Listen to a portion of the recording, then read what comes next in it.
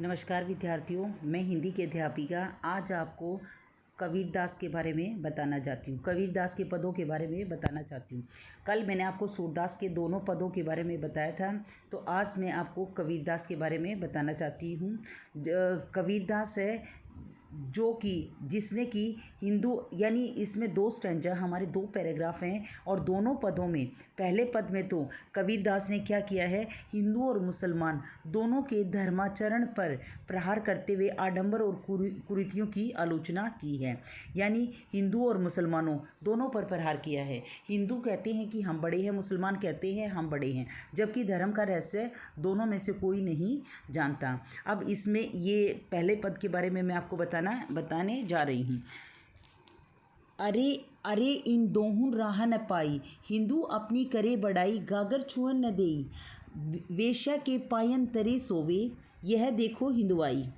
खाला केरी मुसलमान के पीर ओलिए, मुर्गा मुर्गी खाए, खाला केरी बेटी ब्याहे, घर ही में करे सगाई, बाहर से एक मुर्गा लाए, धोए धाए चढ़ाई, सब सखियों मिली जीवन, बैठी घर भर कर बढ़ाई, हिंदुअन की हिंदुआई देखी, तुर्कन की तुर्काई, कहे कबीर सुनो भई साधो, कौन रहा हूँ जाई।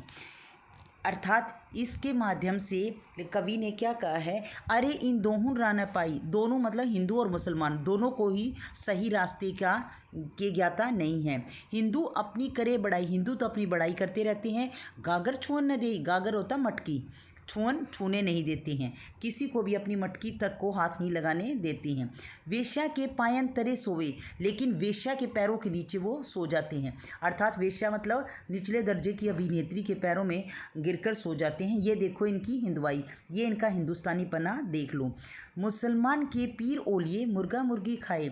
और मुसलमान क्या है, मुसलमान क्या कहते हैं कि बड़े बड़े फ़कीरों की, संतों की उन्होंने कविताएं पढ़ी हैं।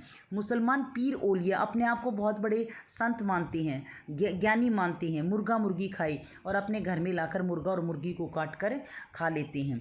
मुसलमान के पीर ओलिया, पीर का, अब इसमें कवि ने क्या कहा है, पीर का मतलब होता है गुरु, मुसलमानों के जो गुरु हैं, औलिया होता है संत, महात्मा या फ़कीर। यानी कबीरदास क्या कह रही हैं कि मुसलमान के पीर ओलिया, मुर्गा मुर्गी खाए, मुसलमानों के बड़े बड़े गुरु हैं, जो संत हैं, कबीर हैं, संत हैं, मुर्गा मुर्गी लाकर खाती हैं। खाला केरी बेटी ब्याहे घर ही, और अपनी खाला होता मौसी की, यानी माँ की बहन की बेटी के साथ ही वो विवाह कर लेती हैं। खाला केरी, खाला खाला मतलब मौसी की बेटी के साथ केरी कर लेती हैं, ब्याहे ब्याह मतलब शादी कर लेते हैं, घर ही में करे सगाई, और घर की घर में ही सगाई कर लेते हैं। बाहर से एक मुर्दा लाए, बाहर से एक मुर्गा लेकर आते हैं, धोए धाए चढ़ाई, उन्हें धो धाकर पकने के लिए चढ़ा देते हैं, कढ़ाई में पकने के लिए चढ़ा देते हैं। सब सखियन मिली जीवन बैठी, और घर के सभी सदस्य, सखियन होता है सदस्य है, घर के सभी सदस्य इकट्ठे बैठकर उसको जीवने लग जाते हैं, अर्थात उसे खाने लग जाते हैं। घर भर करे बढ़ाई, और घर में रहकर अपनी खूब बढ़ाई करते हैं। हिंदू की हिंदुआई देखी, तुर्कन की तुर्काई। अब हिंदुओं की तो हिंदुस्तानी पना देख लो, और मुसलमानों का मुसलमानी पना देख लो। तुर्कन क्या थे बेटा, तुर्कन वो थे जो हिंदुस्तान से बाहर से आए थे, जो बाहर से मुसलमान आए थे, उनको तुर्कन कहा गया है। तो इसमें क्या कहा है कि हिंदुन की हिंदुआई देखी, हिंदुओं का तो हिंदुस्तानी पना देख लो, जो वेश्या के पैरों के नीचे सोते रहते हैं, वैसे अपनी मटकी तक को किसी को हाथ नहीं लगाने देते। और ये मुसलमानों का देख लो कि बड़े बड़े साधु संत बने फिरते हैं, और घर में मुर्गा मुर्गी लाकर खाते हैं, और अपनी मौसी की बेटी के साथ ही विवाह कर लेते हैं।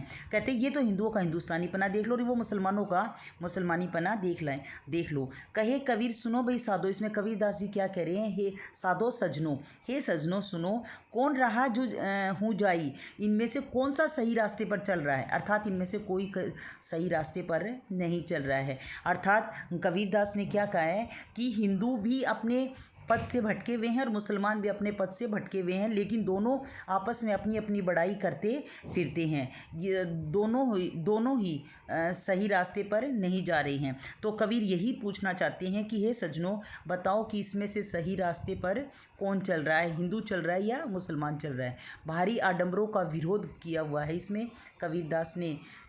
अब मैं कल आपको सेकंड पैराग्राफ कराऊंगी।